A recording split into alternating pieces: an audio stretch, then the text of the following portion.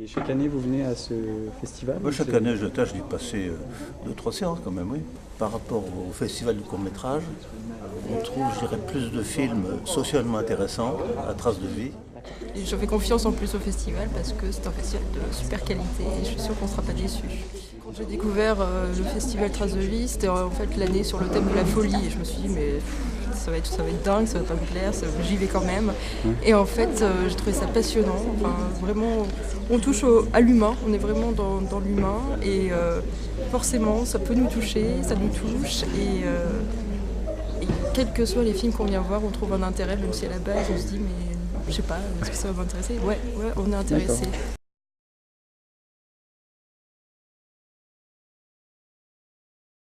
On était dans un paysage de neige, désertique, un ciel avec les aurores boréales et finalement je crois que les images avaient vraiment leur importance et que peut-être un dialogue, une voix off aurait altéré cette esthétique-là.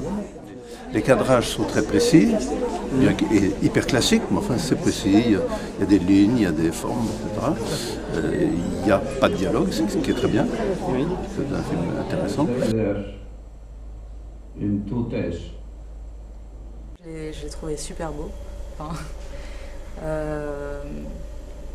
Enfin, visuellement et au niveau, enfin, même le travail sonore. J'ai trouvé que le rapprochement, enfin que la programmation là, elle était assez bien trouvée quoi, par rapport aux deux films, enfin par rapport à mon film et celui-là. Mais moi j'aime bien ce genre de films en fait qui nous font ressentir des choses, enfin ça vibre à l'intérieur et c'est un peu ça je crois que j'ai essayé de faire aussi dans le mien donc il y a quelque chose de très sensoriel.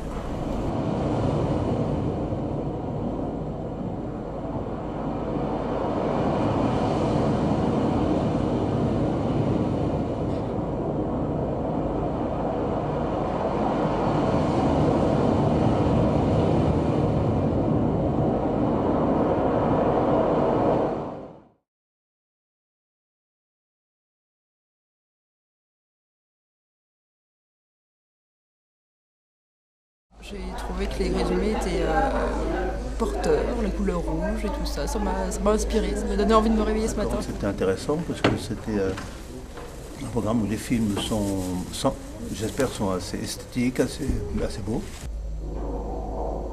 La manufacture des gobelins et la teinture rouge. Et ce qui était encore plus intéressant, c'était de voir la jeune réalisatrice qui nous a parlé de son travail. Et ça donne aussi une autre dimension. Et c'est aussi très sympa d'avoir les artistes qui nous parlent de leur film et de leur production. Les teinturiers. Pendant le tournage, je les ai filmés de manière très très différente. Enfin, parfois, on les voit très bien, on les entend même parler. Et ça, finalement, au montage, j'ai décidé de vraiment garder une image très fantomatique des teinturiers et surtout pas les caractériser, enfin, faire en sorte qu'ils incarnent les fantômes justement du lieu et que ça se voit à l'image. Le deuxième est original par le coup d'œil qu'il y a sur les couleurs, sur les textures, puis ce qu'on peut rêver, les images, les analogies, par exemple la laine qui trempe dans l'eau, on pense à des chevelures, on pense à des noyés. C'est un film qui fait rêver. Et là, il y a une grande sensibilité, beaucoup plus que le premier. Le premier est très froid. Oui. Et le deuxième est très sensible. Et vraiment, l'auteur a mis beaucoup de choses, d'ailleurs, il l'a expliqué. D'accord. C'est un film intéressant quant à la psychologie. En fait, c'était pas de l'angoisse que je ressentais vis-à-vis du lieu, c'était plutôt le fait que, étant un lieu de jeu, un terrain de jeu en fait, je me mettais moi-même dans un état un peu de se faire peur quoi. Donc on se dit ah tiens c'est inquiétant et du coup on commence à imaginer des choses mais petit à petit on finit vraiment par se prendre au jeu et à se faire peur à soi-même. Donc plus que le lieu en soi qui était effrayant, c'était plutôt moi qui qui me faisaient des films. Ils ont un style bien affirmé. C'est des genres de films que j'aime bien. J'ai pas été déçue du tout par rapport à ce que j'avais lu et ce que j'attendais. On sait pas ce qu'on va voir et finalement on repart avec des idées plein la tête. On est dans l'humain et ça n'a pas raté cette fois-ci non plus. Même plus on est dans le sensible puisque là on en a eu plein les yeux, plein les oreilles. Et ce qui est remarquable aussi c'est que finalement le film documentaire c'est vraiment artistique. Enfin, on a vu des super belles images. Du cinéma, vraiment du cinéma. Donc longue vie à Traces de vie. D'accord.